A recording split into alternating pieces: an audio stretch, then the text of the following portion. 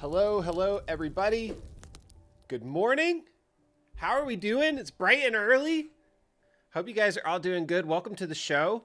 My name is Jason Krutzky. It's a pleasure to be here with you guys today. It's been another wild week in the markets. What are the odds of that? We had FOMC minutes on Wednesday. That brought some volatility. We didn't really go anywhere ultimately, but pretty volatile 50-point move either way. Then we had initial jobless claims yesterday. We had GDP yesterday. Initial jobless claims came in lower than expected.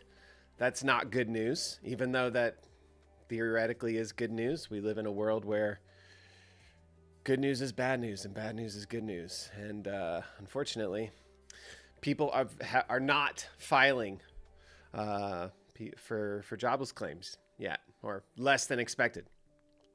Let's see. GDP was revised down by 0.2%.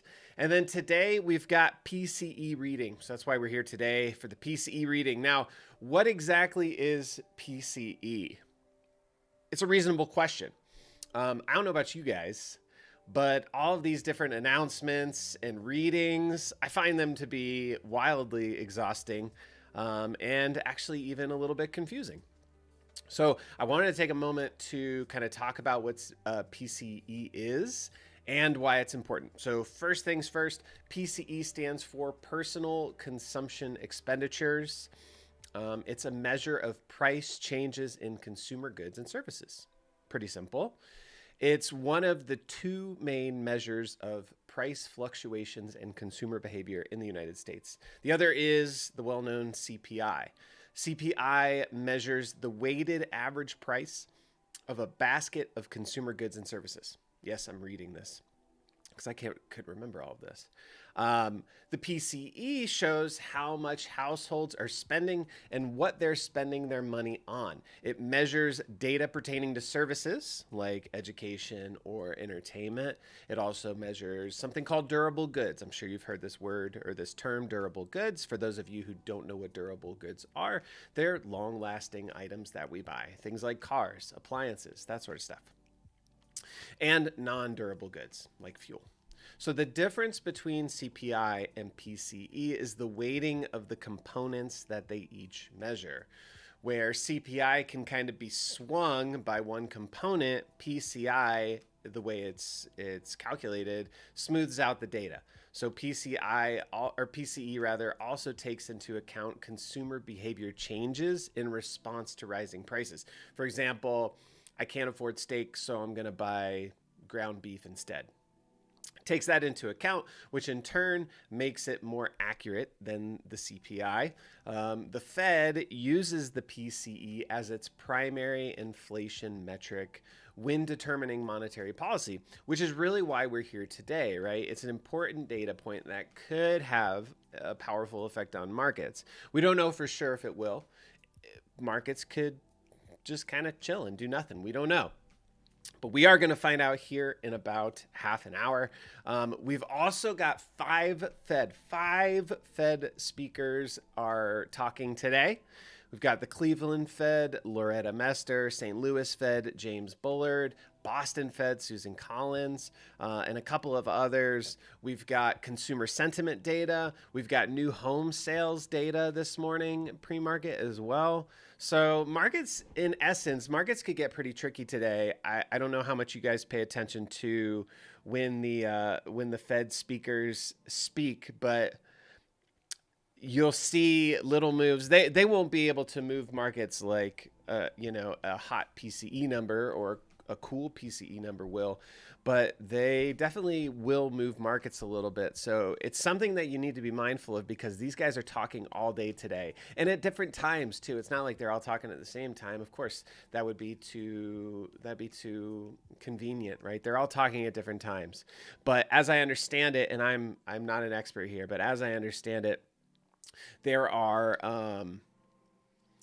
the biggest hawks in the Fed are speaking today. So again, something to be considerate of if you are trading today. just be mindful. Maybe trade a little bit smaller size than you normally would. I'm actually curious, I ask this question every time I go live. How are you guys positioned? What are you expecting today? How are you trading today? Are you guys sticking on the sidelines? Are you positioned from yesterday, positioned from last week? Do you have any gut feels for where you guys think the market's going to go? I wanted to take a little bit of time to go over just kind of what's going on, what I'm seeing on charts, kind of talk to you guys about that. But before we do that, I want to take a minute to say hello to everybody. Daily stock picks, what's happening? Tammy, SDW, good morning. Robert, how's it going, Robert? Good to see you. Hey, Sadie. Hey, Naresh. Oh, Tammy, yeah, absolutely. Honestly, truly, I'm a fourth grader in this scenario as well, Tammy. I'm learning this stuff as well. So no shame in needing it spelled out for you, because I too need it spelled out for me. It's just a lot of data, and it's a lot coming at you at all times. So yeah. Oh yeah, Tammy. I think everybody's been there, Tammy. I think if you're watching this show and you haven't been there, you haven't been. I think we've all been there, is what I'm saying. So how are you guys thinking? How are you positioned? What's your plan for today? Naresh, you're saying 4150 is coming. So Naresh, you're pretty bullish, huh?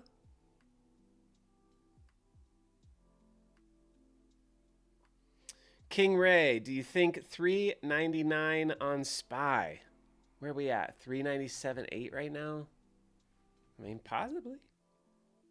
Bullish bigly. Naresh. All right. What can you enlighten us as to why you're so bullish? What do you know that we don't know? Robert's on the sidelines. Yeah, Robert, that doesn't seem unwise. Tammy's chilling. She's not trading. There you go.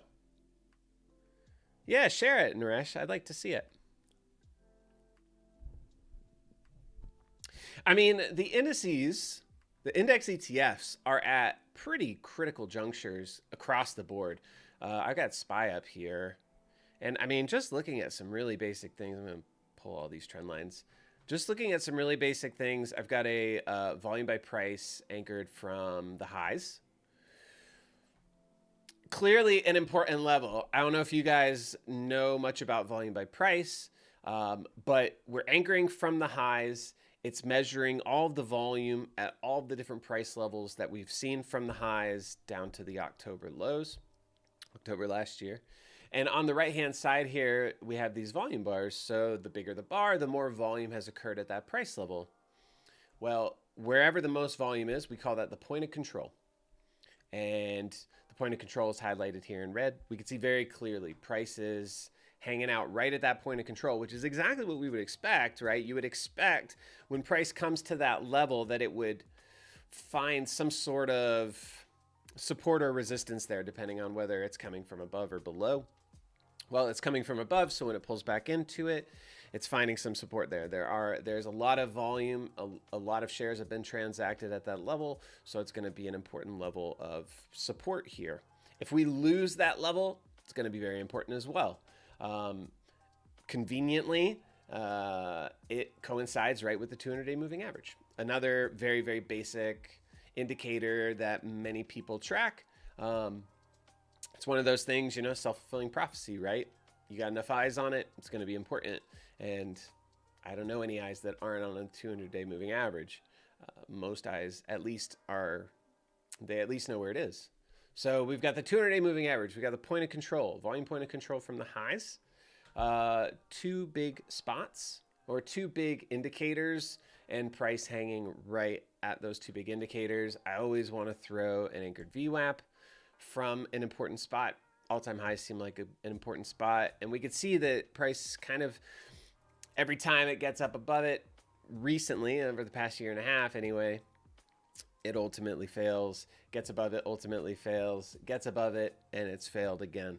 So, something that we're all looking for bullish, we're looking for price to get above that anchor VWAP, because that's where your average buyer owns this thing from. So if your average buyer is losing on the trade, you're expecting that when price comes back to their level, they're going to get out, right? I mean, think about the psychology of that. If you watch a trade go against you and then it comes back to your average price, maybe you say, screw this, I want to get out of this trade. Wow, I'm back to even.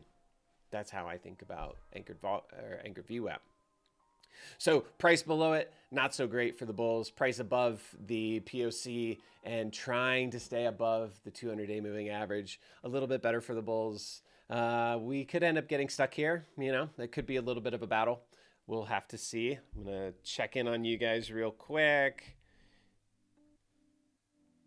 King Ray. ITIL will head to close 395 later today. I don't really know. I don't really understand that.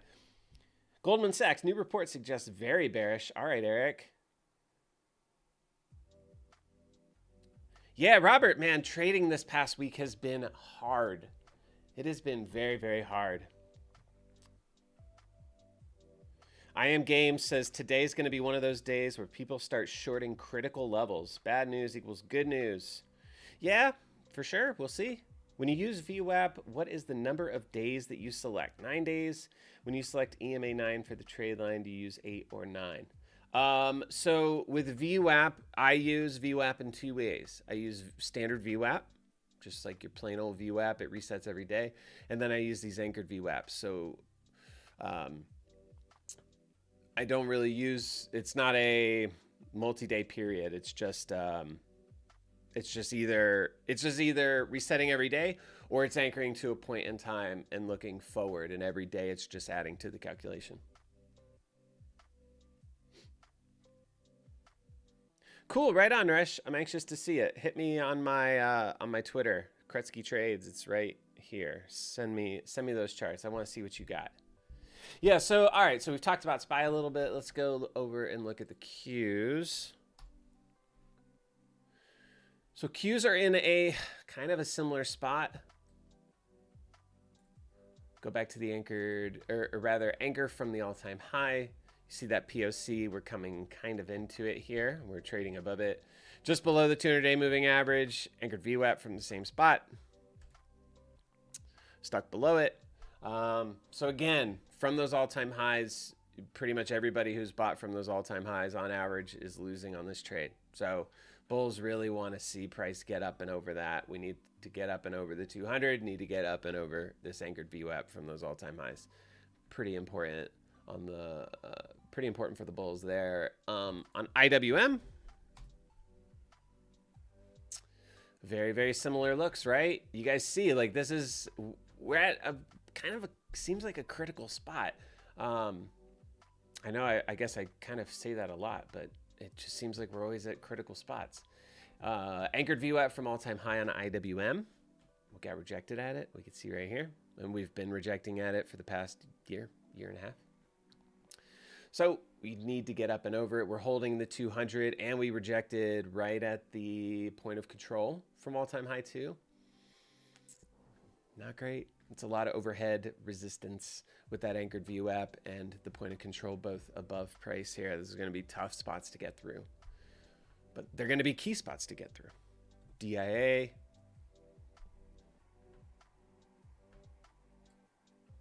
The DIA has definitely been the strongest of the bunch. Trying to hold the 200-day moving average, but getting rejected at that volume point of control. The big spot for all these names. Anchored VWAP from all-time high on DIA. Tried to hold it. And you could see the difference in how prices reacted on DIA to this particular indicator, this particular level relative to the other ones. It actually was able to get above it and kind of held above it too. And now it's kind of starting to break down. But it also has moved the most. And it actually did make some new highs relative to what, this August 2022 high. I don't think we've seen that on any of the other names. Maybe IWM did.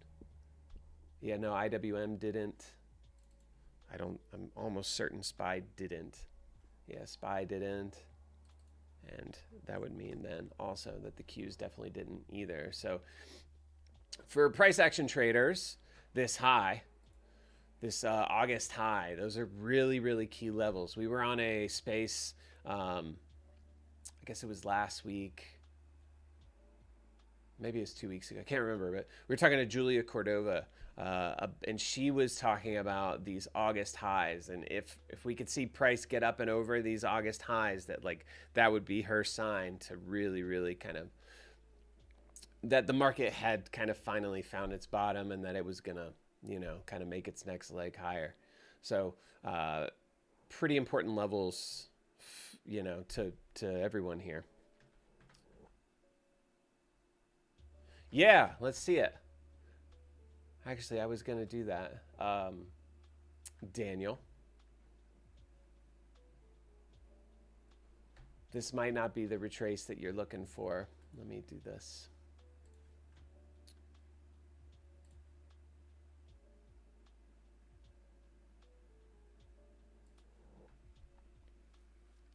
Yeah, on the Qs, this particular swing, we're chilling on that 0.382 retrace. You've got the 50% retrace below, the 618 retrace, and 618 aligns with POC on the Qs.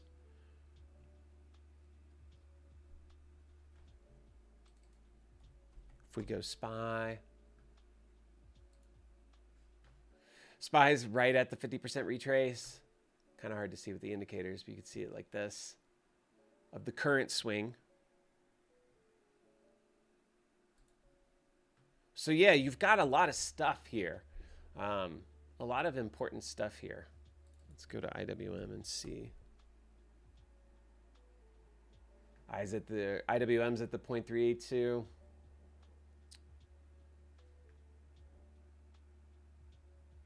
You're saying all-time high, Daniel? Or are you saying October 2022 low to current highs? Tammy, what are my thoughts about using the 1348 EMA crossover? I don't know. I've never used it. What are you trying to use it on? Have you tried back strategy testing it? Because we could do that. You can find out real quick if that works on a name that you're interested in trading it on. And we could talk about how to assess it. We got 13 minutes until the announcement. You guys, I always do this. Hit me with tickers that y'all want to watch. If you have particular symbols that you want to watch, I'll throw them up in the multi-symbol view. And we can watch all of the things.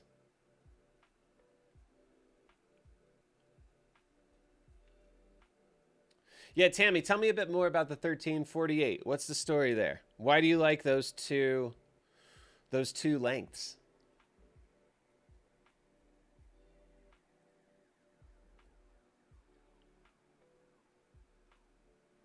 Billy wants to watch SQ. Yeah, they had earnings yesterday, huh? They crushed earnings too, didn't they?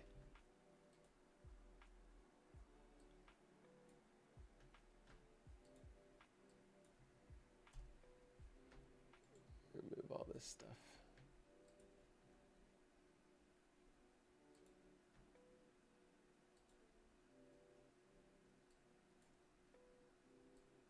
I'm going to change all these things here as you guys give me symbols to watch.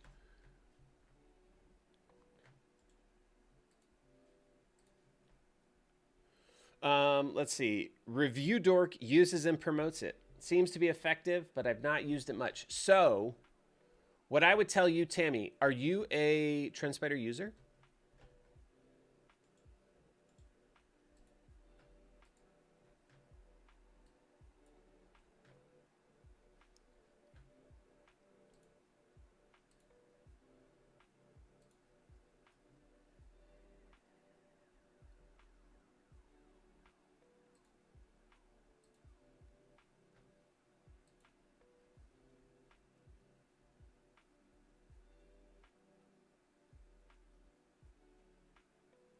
You're not a TrendSpider user, but you would like to be. So let me show you something.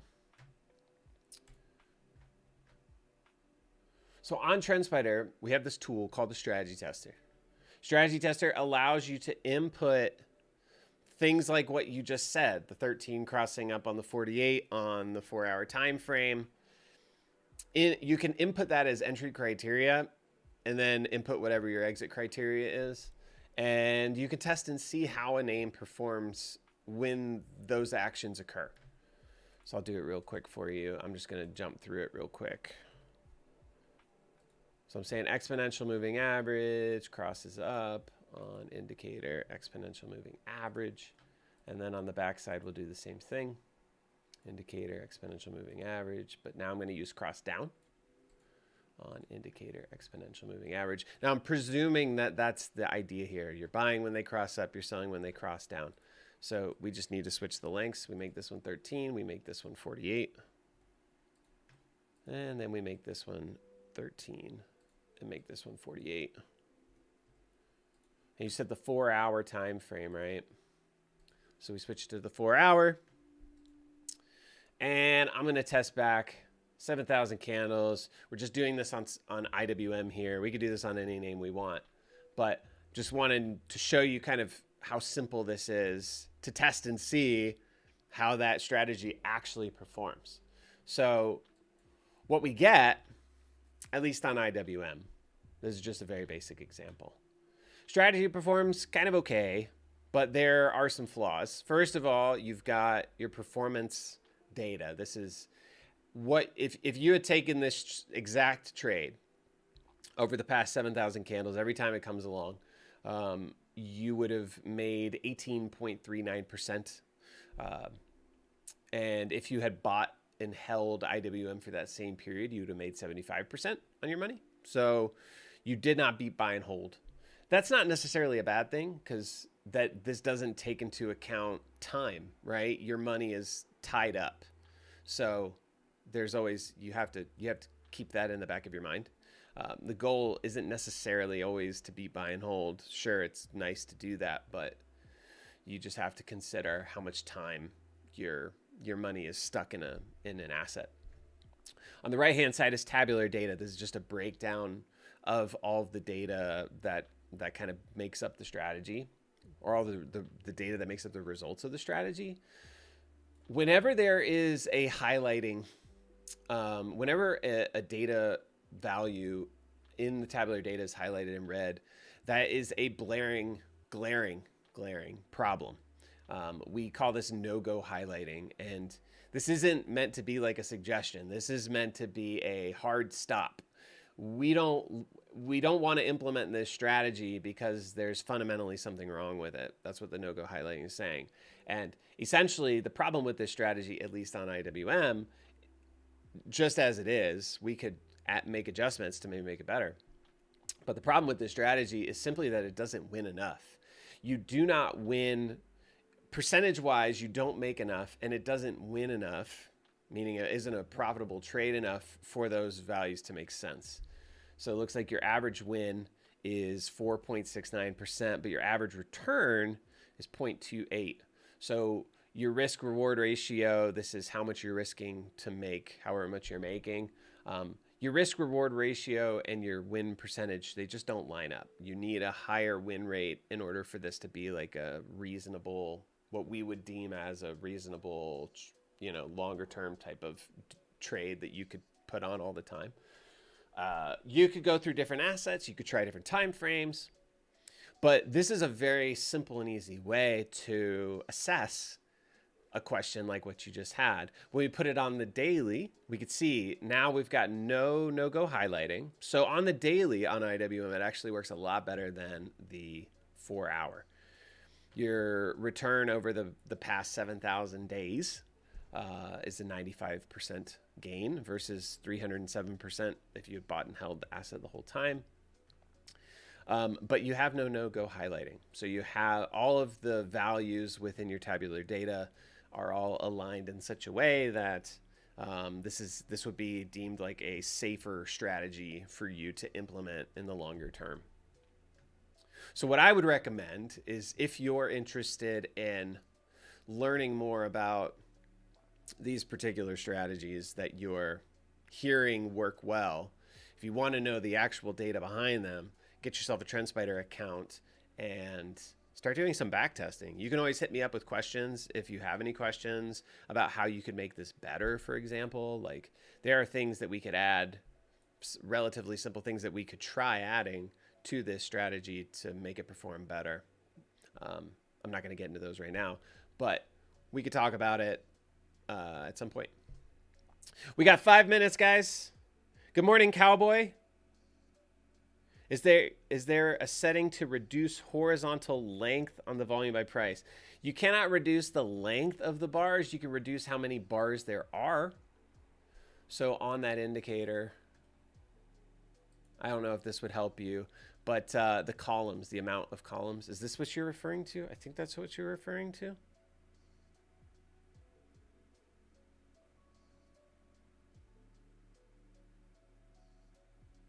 Oh, BKNG, Luis. Let's add BKNG up there. They also just had earnings.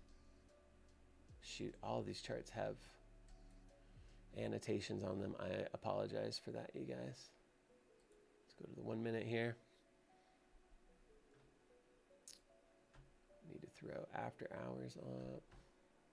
I'm going to throw up a few charts. Y'all hit me with symbols that you want to watch. If there's anything out there that you want to watch. We got QQQ. We got the SPY. You probably want to watch the dollar, maybe.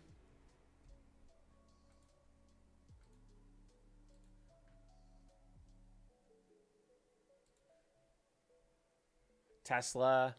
Good call. We got 3 minutes. Now, after the announcement, guys, I'm going to be going over a new tool that we've recently added to the platform, like yesterday, maybe the day before. Any other symbols y'all want to watch? It's a really cool new tool that I think if you haven't found it yet, or if you haven't seen it, you haven't seen our announcement, you might be pretty stoked on it. Amazon.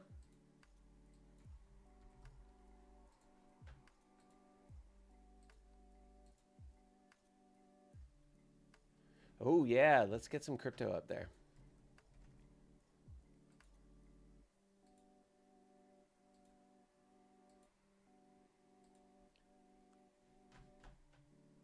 I'm going to put ETH up too. I mean, ETH will just do what Bitcoin does, but still.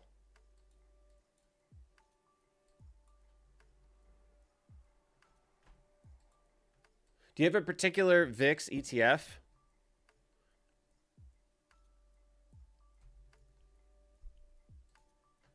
Here's your MES.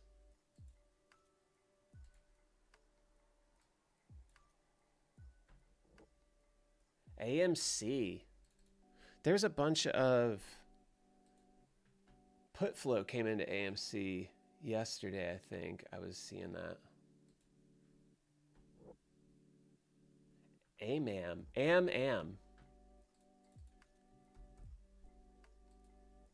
Whoa, ripping.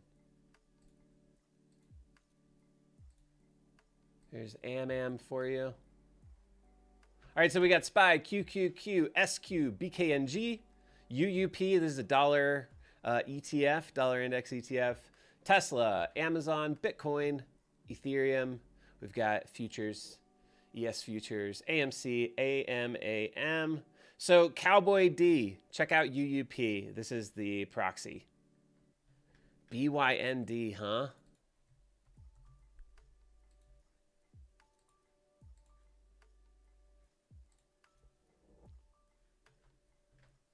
All right, we're running out of room here. Cisco.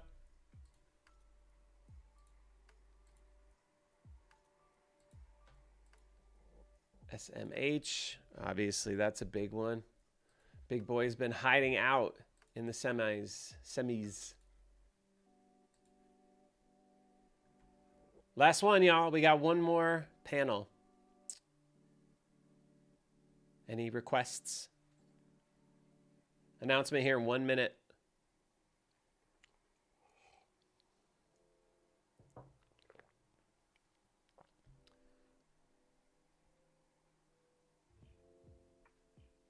Futures getting hit.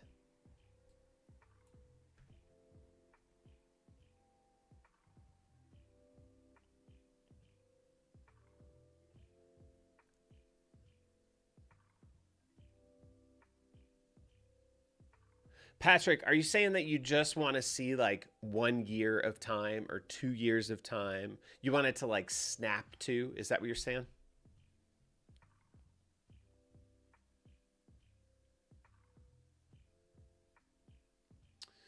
Yeah, so Future's not digging this announcement, it seems.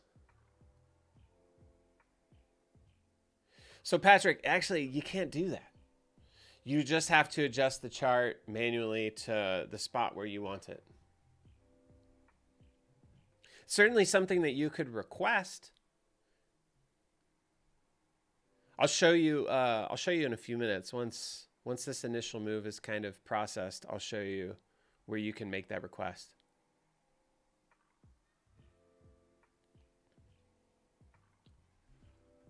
So let's see. What's the news here? What did they end up saying?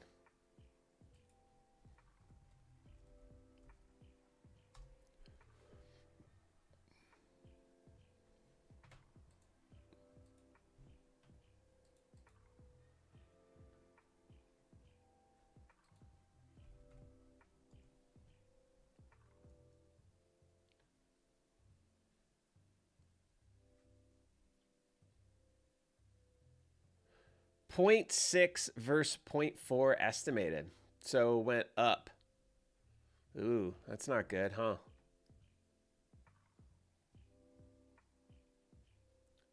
Core PCE price index month over month, 0.6 versus 0.4. Core PCE price index year over year, 4.7% versus 4.3%. Personal income month over month, 0.6% versus 1.0% estimated. Personal spending month over month, 1.8% versus 1.3%.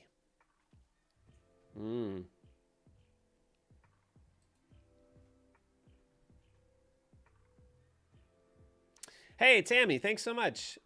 I do what I can, man. Or ma'am.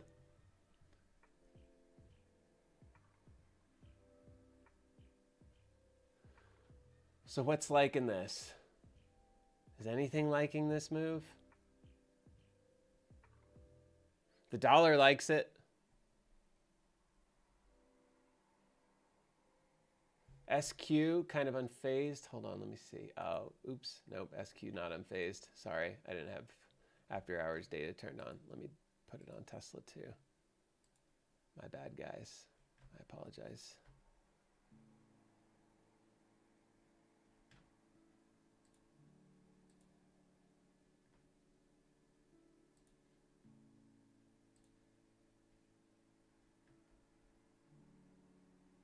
So it looks like they're trying to bounce it a little bit.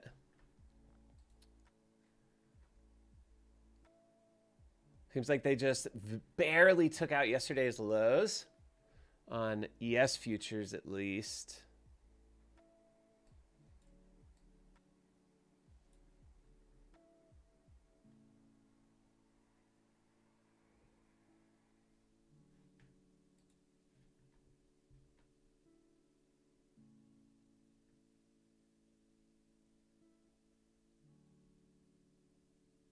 So ultimately, what do we have? We have higher than expected CPI, higher than expected PPI, higher than expected PCE data. If you were in the camp that the Fed might ease on their rate hikes, these are not the numbers that you want to see.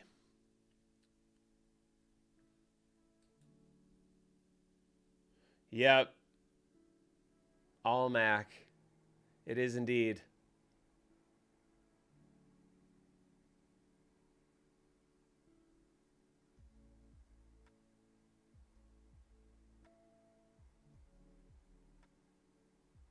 How's AMC looking? We can take a look at it here just a minute, Oscar.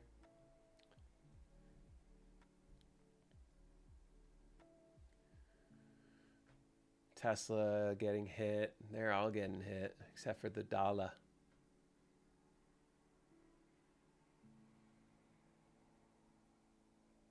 Futures trying to take another little leg here. Nasty.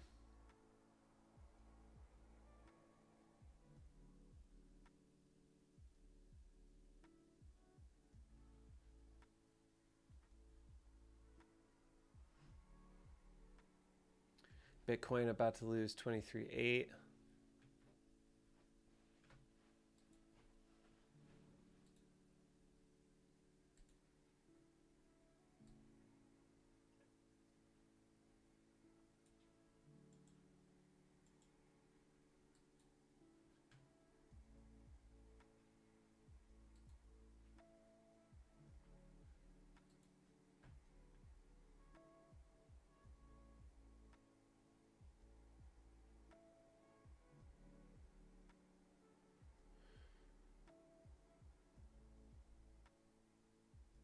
Nice, Almac.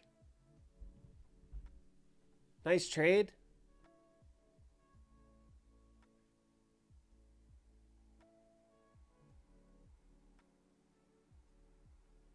How are you guys feeling about this announcement? What are we thinking?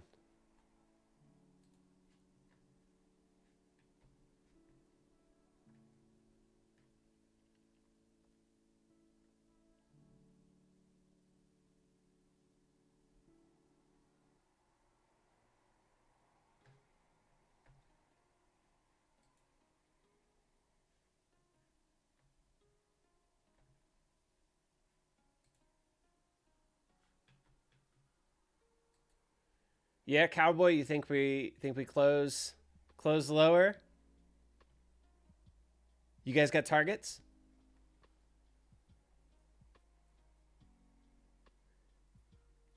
Naresh, are we still bullish? How are you feeling about this data?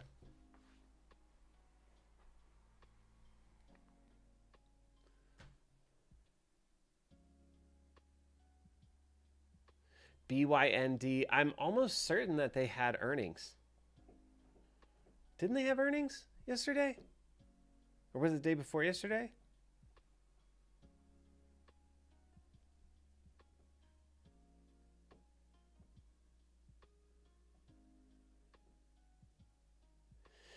Yeah, Cowboy, might be the best move.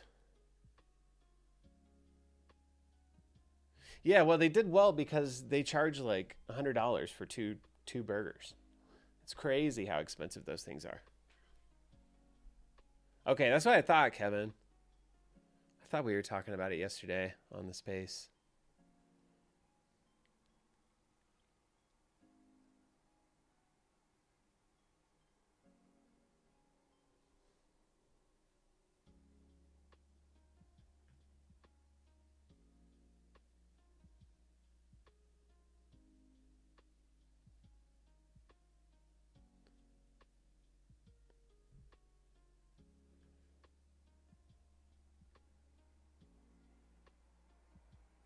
Whoever requested AMAM, it doesn't seem to care what's going on across the market.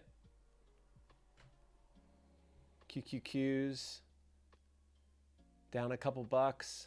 SPY down a couple bucks. Tesla down about $5.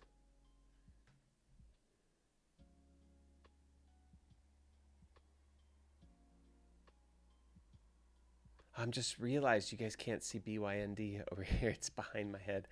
Apologies about that. You think so, Chewy? Fake pivot rally's over? It could be. It seriously could be.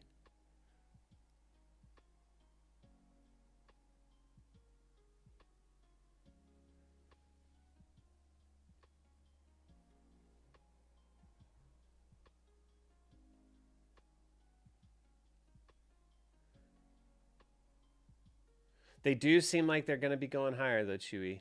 You're right.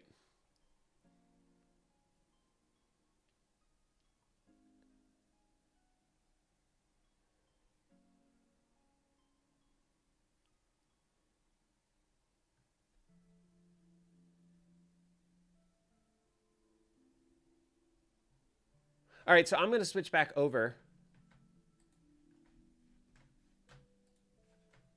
I'm going to put up, I don't know, I'll just put up ES Futures. Is that cool for everyone?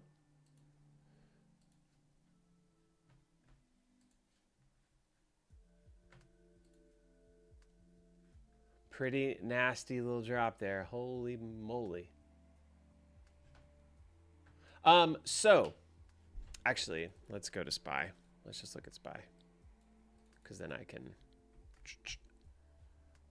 kind of show you guys some of these tools.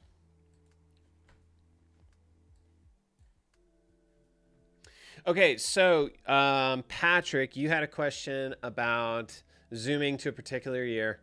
Again, like I said, you can't do that. You can click and drag the bottom axis. I believe this is the x-axis. Is that right? X-axis is horizontal. Forgive me if that's wrong. I'm pretty sure it's the x-axis. So yeah, you would have to zoom into whatever period of time you want. But if you have a request, you can come up to your name in the top right corner of your chart view here. Come up to your name and scroll down to where it says request a feature, and then just fill out this information and send it on to us. Dev team will receive it.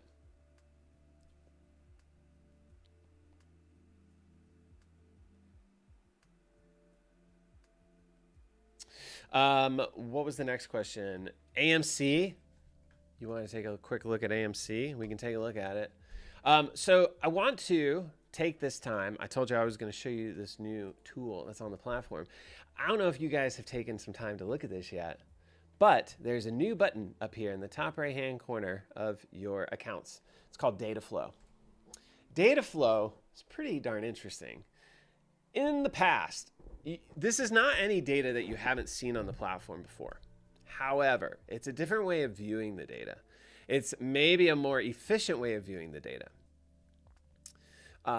When you turn on Data Flow, it opens up at the bottom of your screen here, and you can add widgets. You guys are familiar with our widgets. The widgets generally appear in the sidebar right here.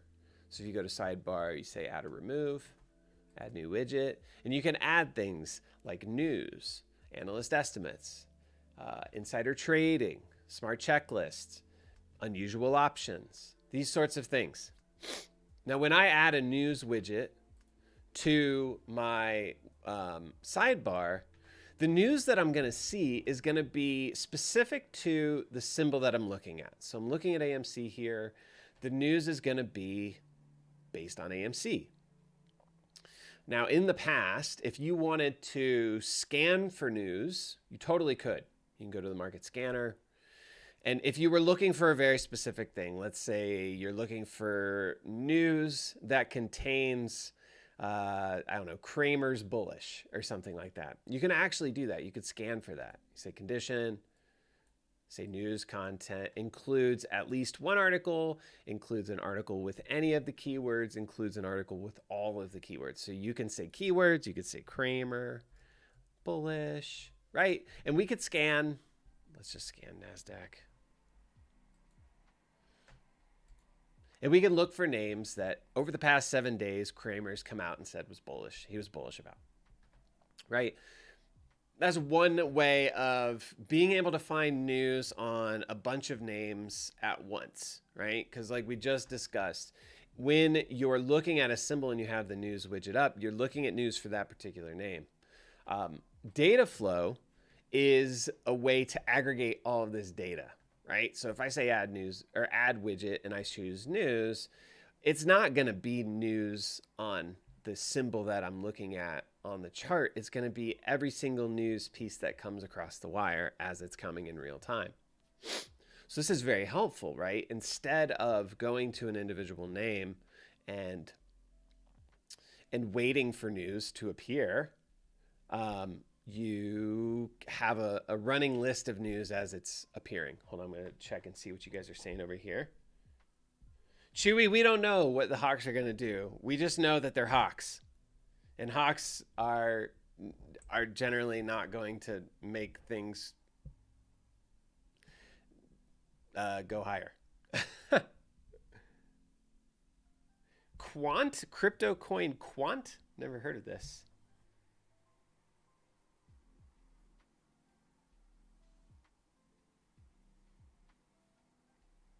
You can filter by a lot of different things. Let me first show you though, you can add other widgets too, right? You could add analyst estimates. You could add earnings. You could add unusual options. You can have as many of these widgets as you want up. And you could filter them a lot of different ways. I'm just going to put up unusual options here. So for example, on unusual options, you can filter by date and time. You can filter by symbol, expiry date, days till expiry, strike price, type, put call. Premium is one that I'm kind of interested in, is like, let's filter by the biggest premiums we can find. That's kind of interesting to me. Size, open interest, and then tags. So there's lots of different ways that you can customize your data flow to be exactly what you're looking for, right? Again, just like with the news, with unusual options, it's a sidebar widget. Historically, it's been a sidebar widget. So when you're looking at it, it's showing you the data for a particular, for the whatever symbol you have on your chart. With data flow, you can now see these things coming in as they come in. If you click on a symbol within data flow, whatever you click on, it's going to jump to that particular chart. So it's just a really cool way of aggregating new data, or a new way of aggregating this data that you've always had access to on the platform, but you had to look at it with individual names. That is maybe a little bit sticky, right? For some people, they want the aggregate view. They want to know all of the unusual options that are coming in, all of the calls that are coming in, or all of the puts that are coming in, or all of the open interest over a certain amount, or whatever it may be. You can filter in all different ways. But this is just a very quick and simple way of seeing everything that's coming in as opposed to individual names at a time. So super powerful little tool. I don't know anything about crypto coin Quant.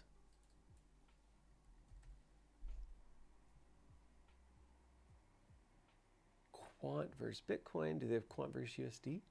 Yes.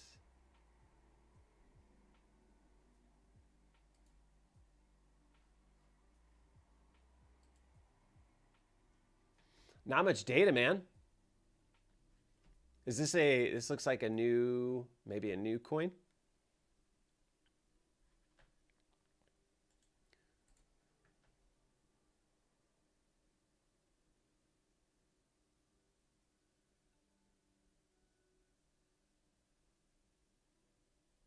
An OB indicator to use with fair value gap indicator would be awesome. Cowboy, make a request.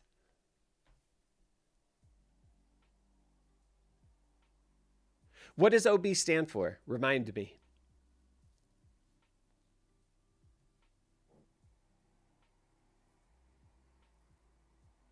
Well, I'm waiting for that. With Quant here, I don't know if this is a new symbol.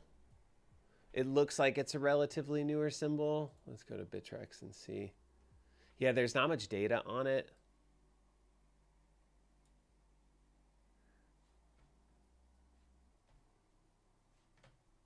Let's see real quick. I'm just checking a couple of different exchanges.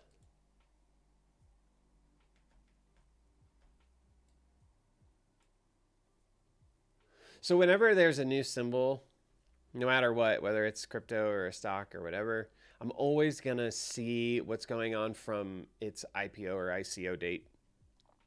Just because if it's new, you know, there's not much data to pull from. So I'm anchoring volume by price from the ICO date. We can see POC is at $113. That's, to me, that's kind of your line in the sand, right? You're kind of bullish above that. You're bearish below that. That's just where the most volume is. So if price gets below it, you're going to have a little bit of trouble getting back above it. But you're kind of in a pretty tight little range here, huh? At least past couple of months.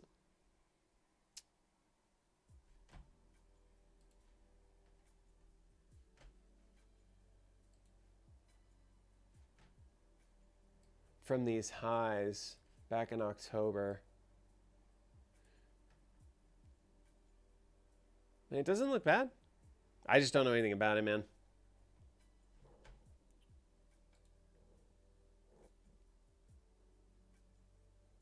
Holding the 200-day moving average.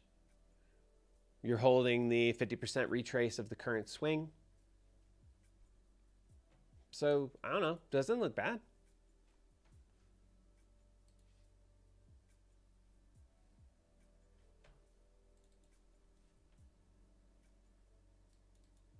It's just kind of consolidating. It's just going sideways. But could make a move relatively soon. I don't know. Tough to say for sure.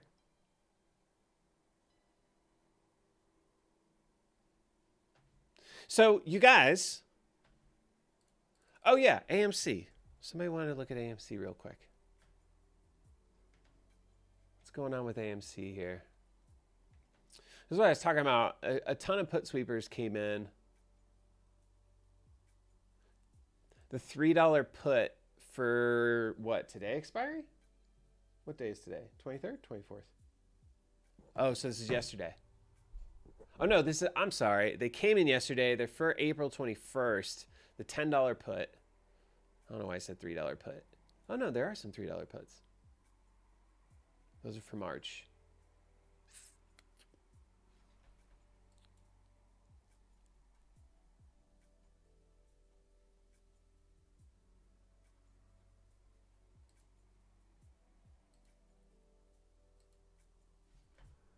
So let's do this.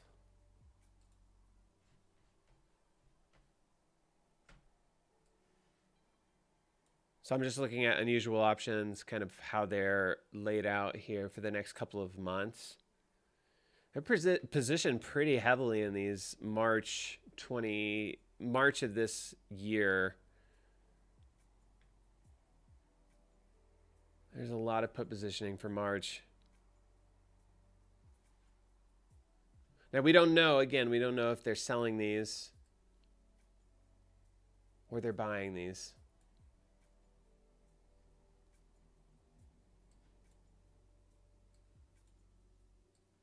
But all of the bigger premiums are all in puts.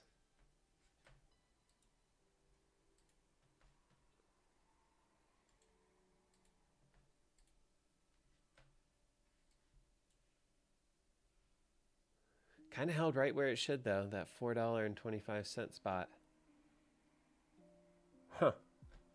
Haven't looked at this name in a long time. I can't believe this thing used to trade at 70 bucks. And it's back to $6. That's wild.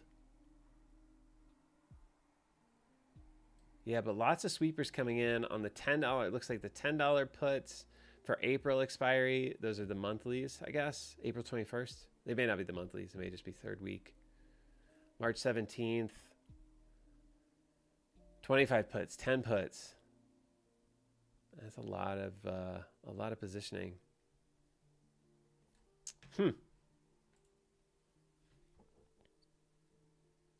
Well, guys, that about does it for me here. I'm going to go back to the ES.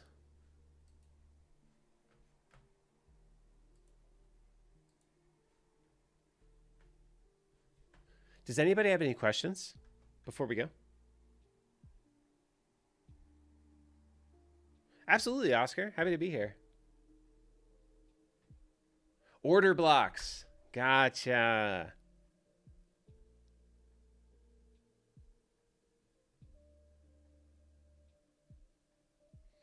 So you're a ICT guy, cowboy.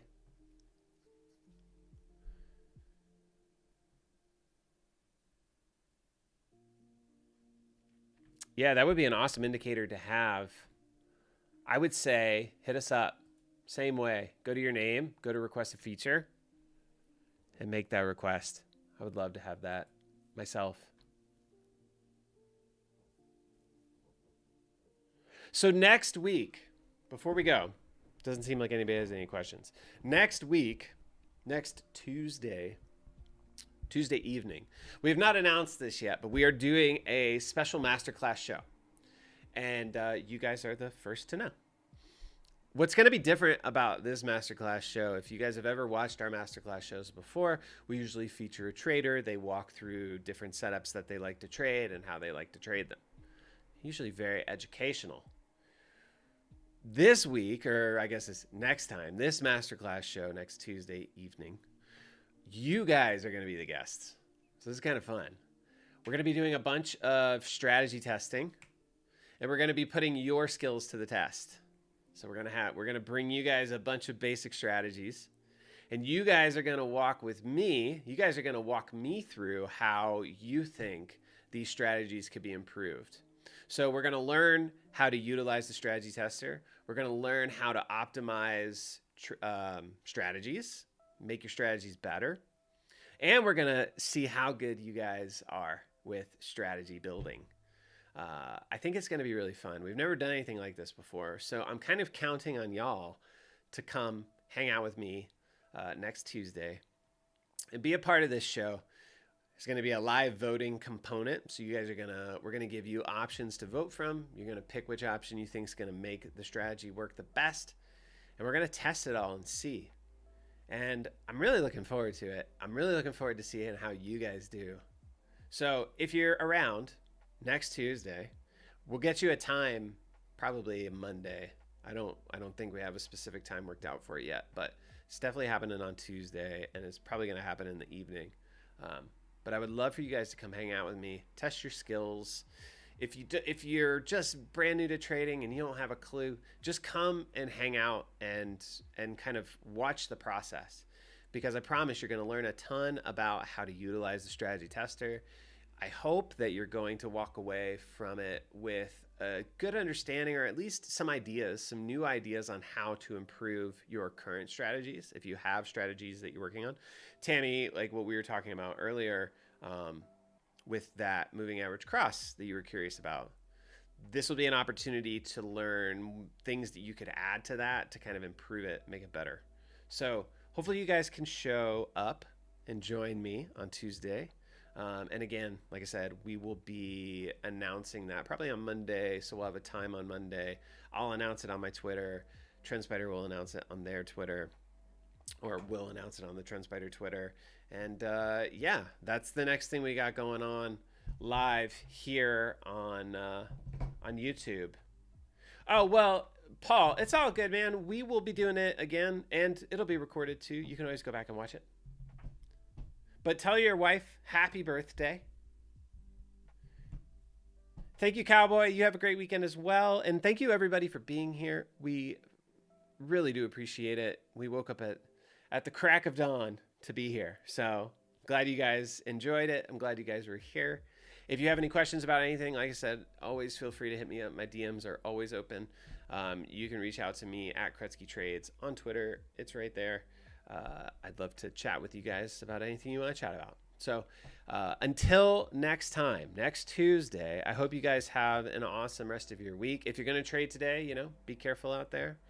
It's a tricky day. We still have Fed speakers, 5 Fed speakers talking this evening, or not even this evening. Sorry, intraday, like from between 10:30 and 1:30 Eastern time. So it could get more volatile out there. So be careful. Have fun, happy trading, and I'll see you guys real soon. Hopefully Tuesday night. All right, take care, guys.